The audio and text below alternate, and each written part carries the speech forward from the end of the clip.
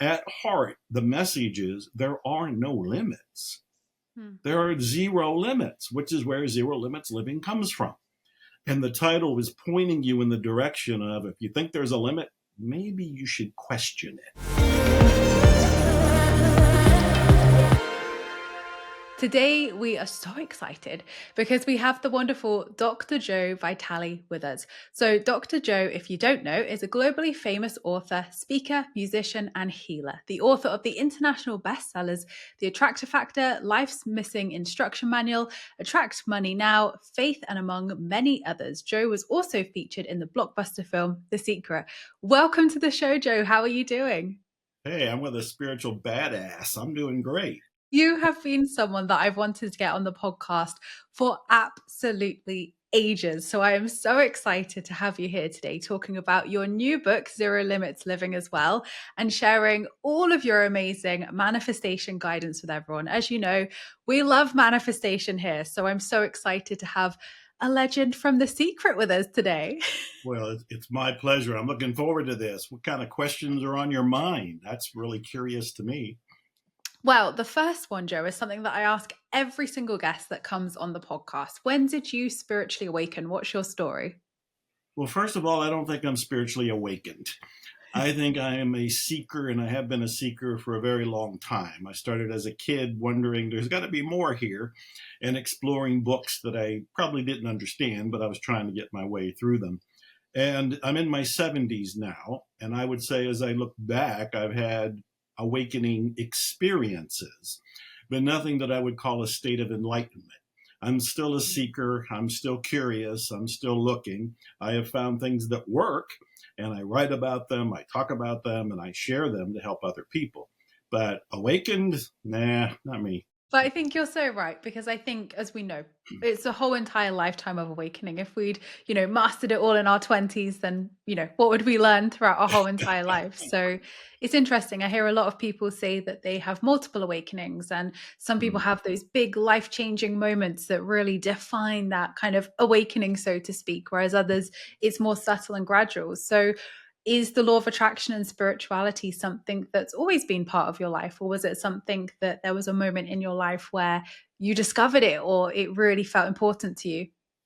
Well, it's very important. It's always been there, just like it's always been for everybody. But being aware of it, being conscious of it, and being able to work with it is a completely different subject. I learned about it from a lot of the books I was reading. I am a bookaholic. I am reading, devouring books. And in the old days, I would go, or the early days, I would go to the library and I would read books from the 1800s. And the books from the 1800s, there are a few that talked about the law of attraction. Mm. And of course, there was the famous one in 1906, Thought Vibration, that spelled it out. It's like, this is the law of attraction, and this is how it works. So I knew about it, but to actually apply it, that was clumsy.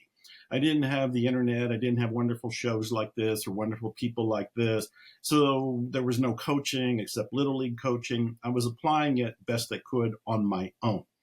So I've known about it for a very long time, but it took trial and error and mistakes and stumbling around to be able to be in what I would say is alignment with it. Mhm. It's one thing to read about the law of attraction. It's one thing to think, oh, I know what it is and how to work it. But it's another thing to be in alignment with it. And I think at this point, yeah, I'm in alignment with it. And that's what I'm doing to help other people, writing, speaking, sharing, to see how many people I can help. Absolutely. Absolutely. It is all about that alignment, like you say, and it coming into your life and being able to sustain it and be able to be consistent with it and know how it can transform your life, but also have the space and capacity to be able to do that. So let's talk about your new book, Zero Limits Living. I'm so excited to hear all about this, Joe. So, what does living a life of zero limits mean to you?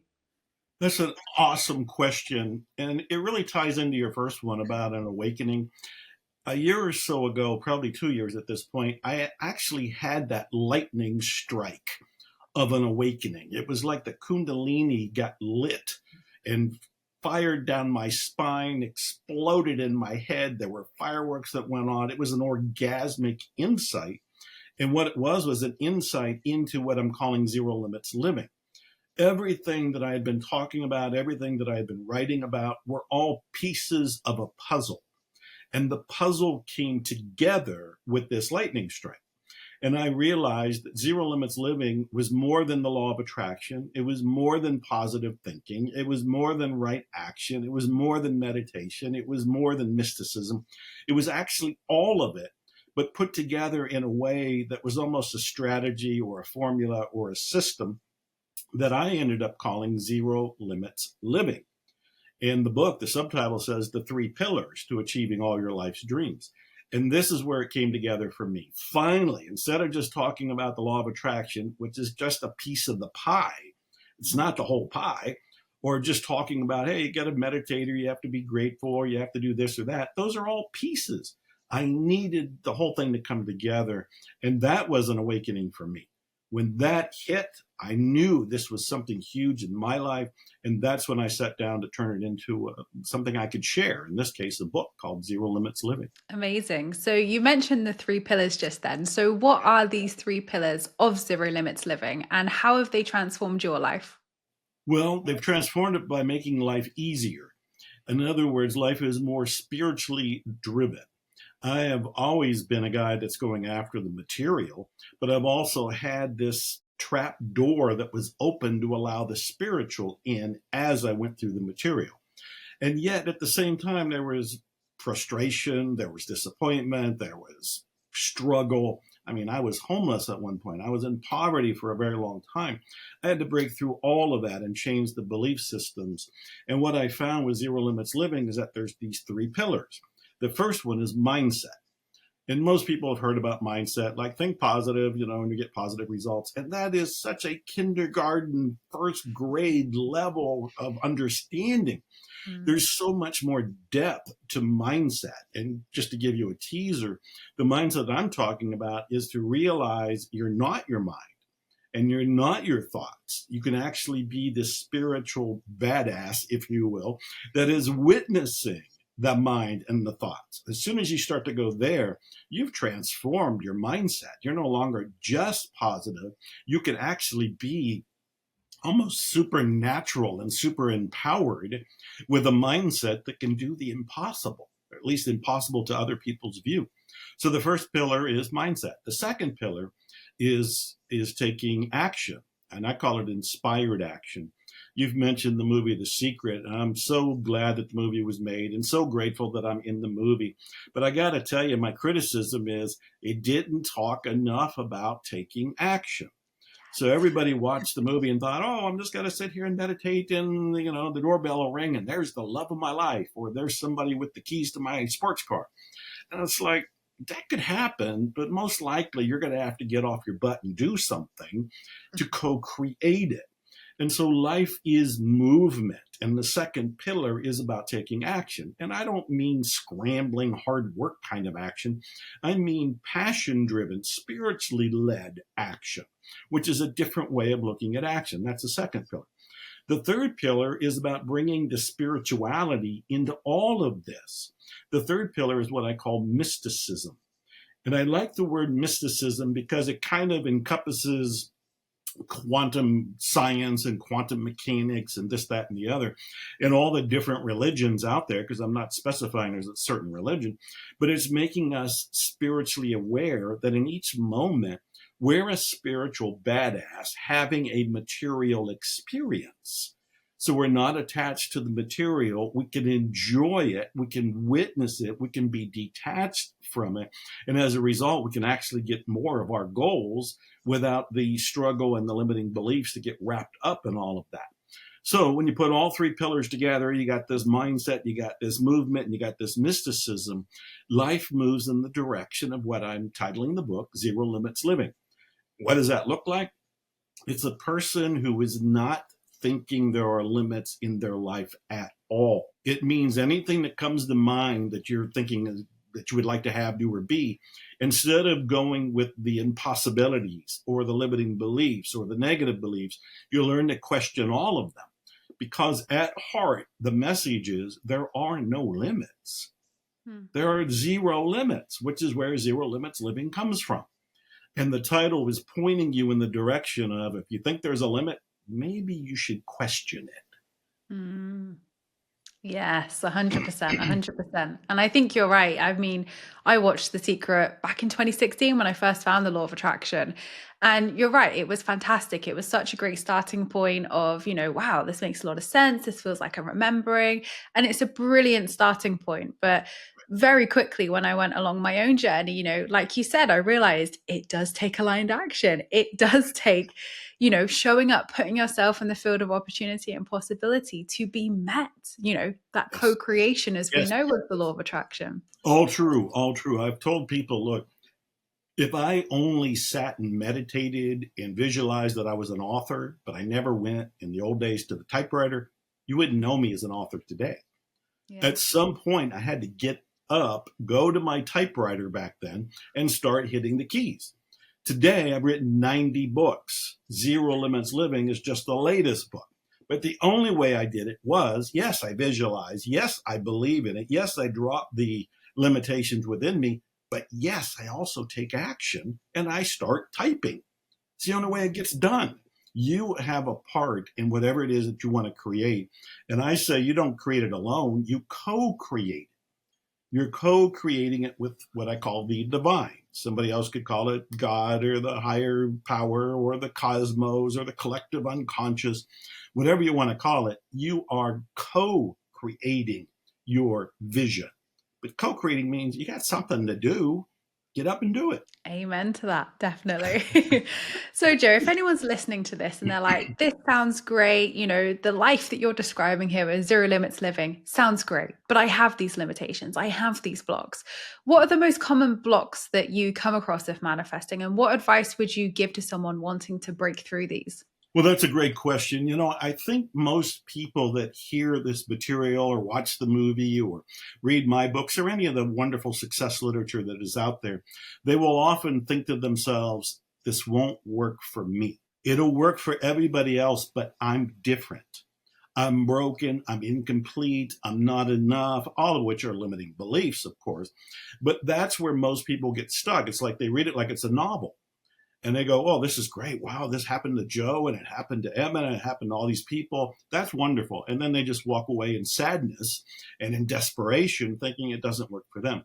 And to that, I always tell people, look, you got to question your own beliefs.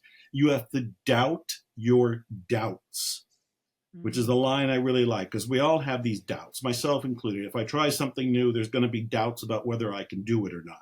I've learned to doubt the doubts. Like, hey, doubt, maybe you're wrong. Maybe you don't know what you're talking about, Mr. Doubt or Mrs. Doubt.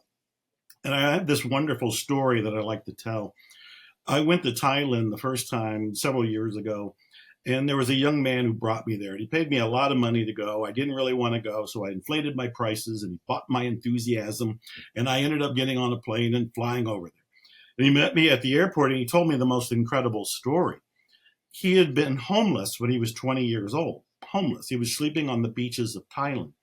And he was unhappy, broke, angry, depressed, struggling, starving. And he contacted a friend of his way back in Sweden, which is where he was from.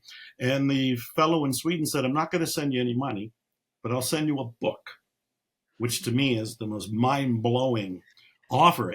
At least send him some money and a book, but he sent him a book. And the book was The Secret, which was based on the movie The Secret. And so my friend in Thailand gets this book and he's mad. He says, I'm starving. I don't want a book. But he thought, well, maybe there's something to this. And he starts reading the book. And as he's reading the book, he's thinking, this is bogus. This is garbage. This stuff doesn't work. I'm homeless. And then he did something that I so admire. He said, I'm going to prove the book wrong. And he starts to do things like he visualizes a cup of coffee. Somebody buys him a cup of coffee. And he thinks, well, that's a fluke. Let me try lunch. Somebody buys him lunch. Then he's thinking, well, maybe there's something to it. Let me try a part-time job. He gets a part-time job. Long story short, when I met him, he was 35 years old, a billionaire. Not a millionaire, not a multimillionaire, a billionaire at 35. And he had brought me there because he said he owed everything to me. And of course, I didn't know him. He had read my books. He had watched the movie The Secret, read the book The Secret, and he applied everything. And I use that as a useful story, hopefully inspiring to everybody that's watching or listening, because I want them to realize this is working for you too. I was homeless. He was homeless. His name was Andres Pira. And I helped him write his book. His book is called Homeless to Billionaire. So the evidence is right there in his book, Homeless to Billionaire. The evidence is in my book, Zero Limits Living. And we have to learn to doubt our doubts and go for our dreams. So that's the first thing I would say. The second thing that I've learned makes it all easier is to have support. If you are in a mastermind or you've got a coach or a mentor or you religiously listen to your show or watch your show, you have to have that support to keep your energy up, your vibration up, your momentum up, because it's very easy, at least in the beginning, to fall into old patterns. And especially if somebody goes to a seminar, they get all excited, then they go back home to their current surroundings and they're reminded of their old way of being. So they need to do something different. So going for your dreams is important. Having support is important. Brainwashing yourself in a positive way, meaning read the positive material, watch the positive material, listen to the positive material, and you kind of brainwash yourself in the most noble, wonderful, holy, cleansing way to know that you deserve it, you are loved, this is available to you, and you can create it or co-create it. And I love that example of Andre's story there because it's so powerful. It's almost like, I'm going to prove the book wrong. And I love what you say about doubt your doubts because we Yeah. don't, we believe them. We're like, that has to be true. I felt that all my life. Of course, that's true. And although, on the outside, we may think, well, that's silly. Why do I feel that? Do other people feel this? I think it's powerful to get curious and stay open and doubt those doubts, like you say, to challenge them and challenge yourself to break through that for sure. I want to know, Joe, you're the king of manifestation here. So I want to know what your favorite manifestation practices are that make you feel magnetic. Yeah, that's a wonderful question. And I love it because it's juicy. This is where you get into the fun of it all. I'll tell you, my favorite is Nevilleizing, and that's based on Neville Goddard. Most people know him or remember him as Neville. He was a mystic. He wrote a lot of books. They're all in print. In fact, there's a new awakening around him, and people are checking him out because Wayne Dyer wrote about him. I've written about him. In fact, I republished Neville's first book way back in 2005. So I've had a long history of relationship with him, at least on the invisible plane. And Neville talked about feeling it real. And for him, it meant feeling as if you already had what it is that you're trying to attract. For most of us, we sit here and we visualize that the wealth or the romance or the spiritual awakening is going to happen, but it's often the future, which is fine. Science proves that imagery works, and there's backing for all of this to support the theory. And at the same time, Neville said, you can jump ahead. I have a lot of his books, and they're all autographed. And there's one of them that says, his inscription is, assume the feeling of the wish fulfilled. Assume the feeling of the wish fulfilled. And what that means is assume that your intention has already been created, and you step into the end result. And anybody watching or listening right now can play along with this because they can think about something that they're intending right now. What do you want to have? What have you been focusing on? What are you obsessed about? What is it that you would like to co-create in your life? What is it that you're watching this show for, listening to this show? Whatever that is, pretend for a moment you already manifested it. What does that feel like? What does it feel like to get behind the wheel of your brand new sports car that you've been longing for and you went for a drive this morning? You come back exhilarated. That's the feeling. And it's the same thing if somebody wanted to meet their soulmate. Well, what if you already did? What if you went out last night? What if you're having breakfast this morning or had breakfast this morning? So Neville encouraged us to really get into this vivid, almost fourth dimensional experience of having it. There's been phrases like live from the end, which means live from the end result, live from the completion of your intention, not for the longing of your intention. And that's my favorite thing. And it's also one of the most exciting because instead of sitting here longing, you're sitting here ecstatic because it's completed. It also takes away a lot of the doubts because instead of thinking that won't happen or that can't happen or how will that happen, you're sitting there going, it did happen. and you're feeling the result of it. So Neville, what I coin Nevilleizing is one of my favorite things to do to speed up the law of attraction and all the manifestation methods. Yeah, absolutely. And I feel like for even in my own life, that is exactly what I feel is so magnetic is tapping into those feelings, giving myself those feelings here and now, because I think it's so easy. And I know I did this in the early days to be like, oh, once I have the relationship, I'll feel love, or when I have that, I'll feel that. And then I realized that when I started manifesting those things, I didn't have those feelings. They didn't bring anything. I already felt them within me. Yeah. So, like you say, oh, we got some some fireworks going off there. I love that. The universe was like, hell yes. Once we have those emotions within us, we become that vibrational match, as you say. And I love that because it is that embodiment of becoming that energy, becoming that vibrational match here and now, instead of waiting to feel that thing or waiting for, the universe to bless you with that feeling. Right. And yeah, I agree. It's totally magnetic to, Well, let me give you one scientific reason for why Nevilleizing works. Neville was a mystic, so he talked about the esoteric version of his methodology. But brain science points out that our brain, our mind, doesn't know the difference between reality and imagined reality. And the best evidence is when we sleep at night and we have these dreams. Sometimes we wake up and we're aroused or we're afraid, depending on what the dream was. And yet nothing really happened. It was the brain convincing the body and mind that this is real in this moment. And so when you Nebulize, you're tricking the mind. You're bypassing your own limitations. You're bypassing your own skepticism. You're bypassing your own doubts. And when you get into the vivid feeling and expression and present awareness that you already have it, the brain thinks it's real and it has a new command: go make this real. So it's actually a way to use the brain in a kind of a brain hack or a manifestation hack. You are convincing the brain it's already real, so go make it so. Absolutely. Absolutely. I love that. So you've been manifesting for a long period of time now, Joe. So I am so intrigued to know what your favorite manifestations have been and maybe some of the blocks that you've had to work through to get there. Wow. Okay. Well, I mentioned I'm in my 70s, so I've been doing it for a long time, and I've done well in different areas. I've written a lot of books, 90 books. I'm in 30 some movies, including The Secret. My own movie will be coming out in early 2025 called Zero Limits. And I've done a lot of athletic things. I was in contests where I got medals. But I think the best example was when I decided to be a musician. 10 years ago, when I was turning 60, I looked around and thought, what's on my bucket list? And I thought, oh, music. I've always wanted to record music. I had guitars. I could play the harmonica, but I had no musical training. I want to go in the studio. I want to record an album. How about that for an intention at age 60, 10 years ago? You know what happened? Fear. I got chills right now remembering the terror that went through my body.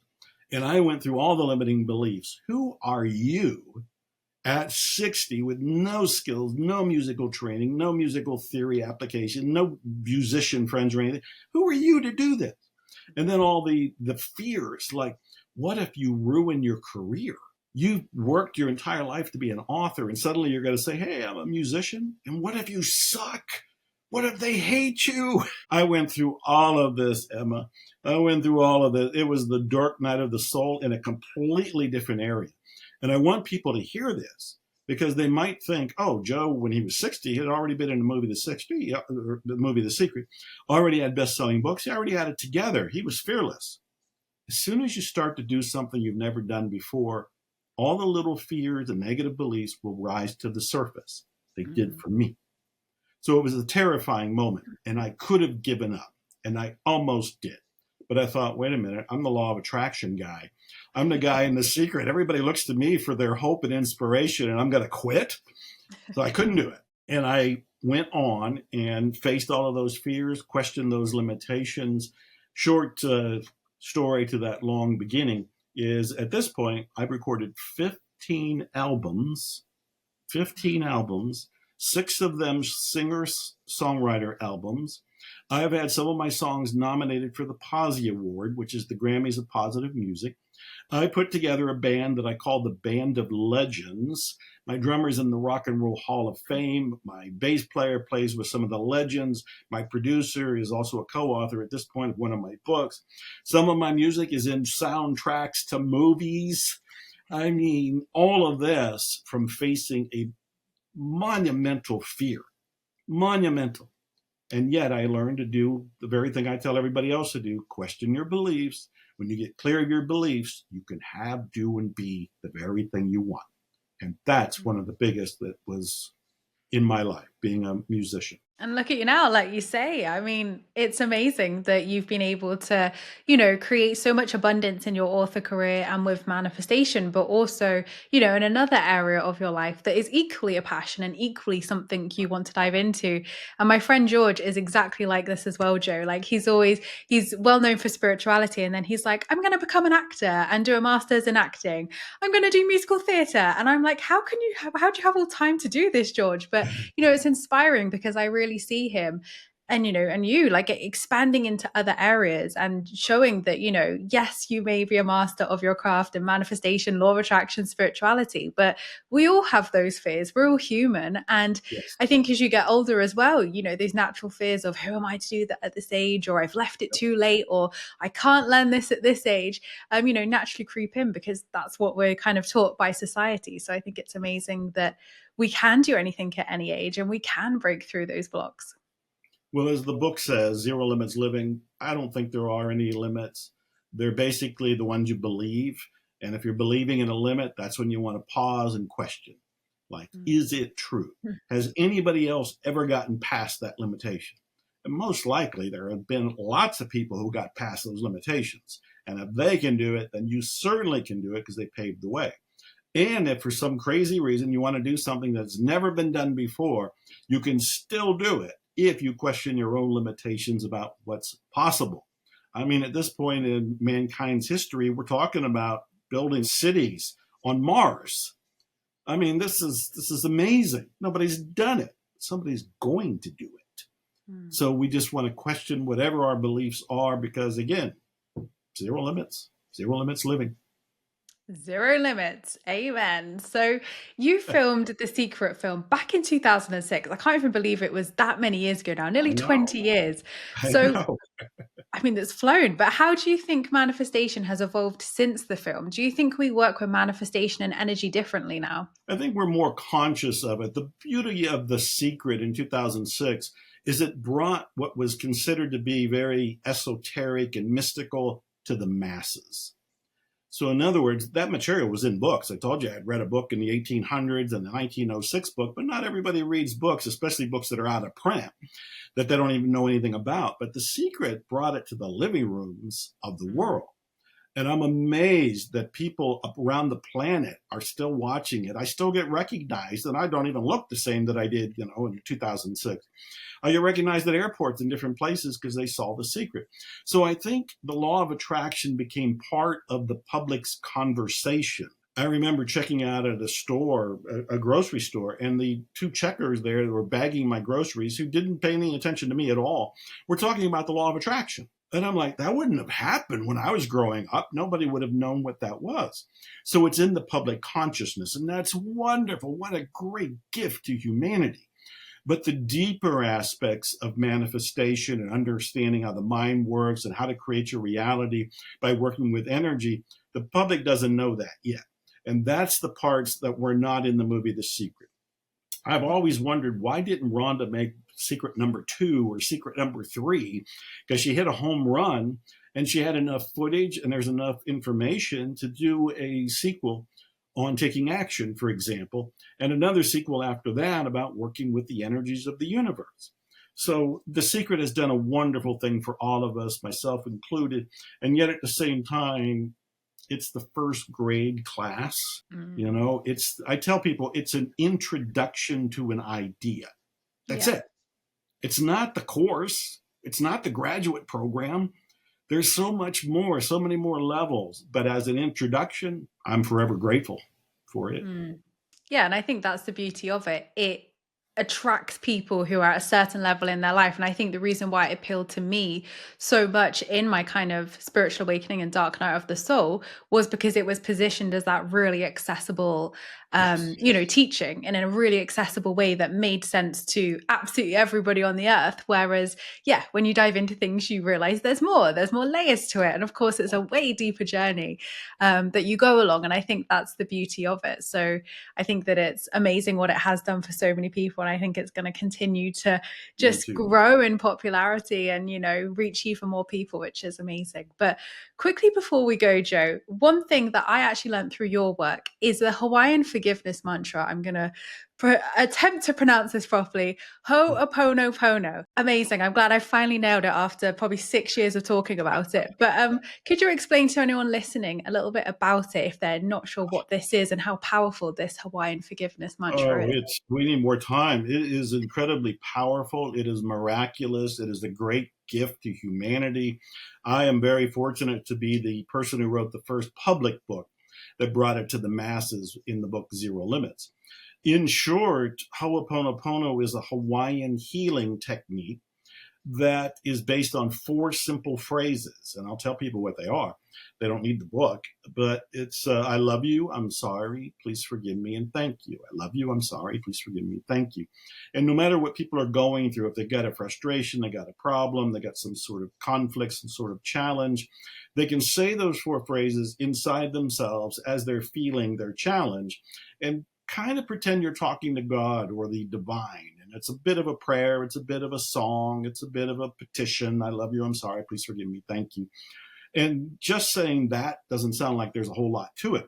And yet, that is the secret door to creating breakthroughs on levels that are miraculous. And the first story that you would know this one, but the very first story that brought Ho'oponopono to my attention was about the therapist who helped heal an entire ward of mentally ill criminals at a state hospital in Hawaii, criminals that were shackled or sedated on a daily basis because they were so unpredictable and so dangerous. This therapist went there and he said, I'll take the job, but I'm going to do my own form of therapy. He did Ho'oponopono, and he did not do it on the patients. He did it on himself. Mm. And as he achieved some level of peace and serenity within himself, as he reflected on the patients got better. Now, when I first heard this story, it was like, this is either not true or it's on the level of walking on water miraculous and the world needs to know.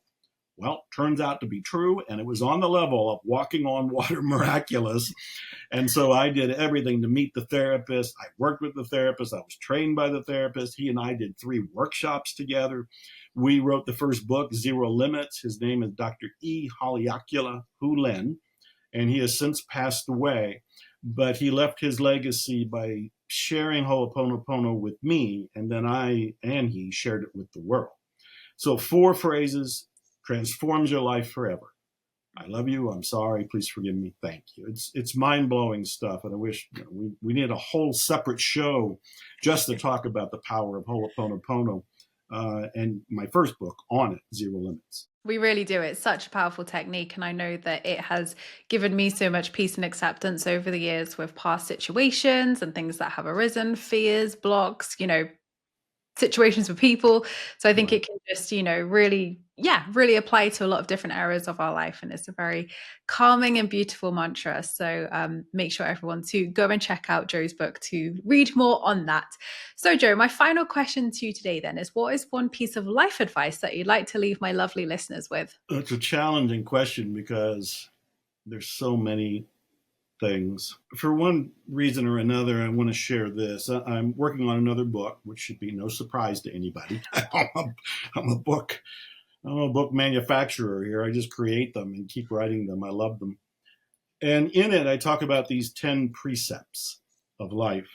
And I want to share the very first one that's in the book because I think this is the takeaway that everybody can chew on. And the precept is, we're all snow. We're all snow. What that means is, right now, we are melting. Right now, everything around us is melting. Right now, the scenery, the people in our lives, all of it, it's going to be gone very quickly. I mean, I mentioned several times I'm in my 70s, and when I reflect back, it's like I got here really quick. It's like, how did that happen? 70 some years, and I'm here now? What? It all goes by like snow melting as the sun rises. And with that insight, the two things that come to mind, which I guess are the takeaways, the very first is be grateful if it's not going to be here, and you're not going to be here forever. Be grateful. It's disappearing right before your eyes. Be grateful. And the second thing is take action. Take action on whatever the dream is, the intention is that you want to have, do, or be, because time is ticking. The moment is passing. The only point of power is this moment, and it's melting and it's moving. Take action now. Do what you love. Question your beliefs and expect miracles. I love that. Amazing advice. Thank you, Joe. So, where can everybody find you if they want to learn more about your new book, Zero Limits Living, or follow your work? I'm not hiding, so I'm all over the internet and have been since the 90s. The new book is at Amazon, Zero Limits Living. All the bookstores carry it. There's the print version, the audio version, hardcover version, paperback version, Kindle version. All of that is out there, Zero Limits Living. I'm very active on social media. Maybe the easiest thing to do is follow me on Instagram. I post original content every day, and I'm Dr. Joe Vitale, Dr. Joe Vitale. Lots of websites. Maybe go to mrfire.com. That's my nickname, mrfire.com. Outside of that, just Google me and have fun. I love that. And we will put a clickable link to Joe's work in the description below as well. So you have a nice, easy, accessible link. But thank you so much, Joe, for today. It has been such a joy getting to chat with you, talk all things manifestation, and learn all of your pearls of wisdom. Thank you so much for sharing them with people. And I know that everybody will absolutely love this episode. Thank you. Thank you. I love what you're doing, and I love you. Great questions, great energy. Godspeed to you and your listeners.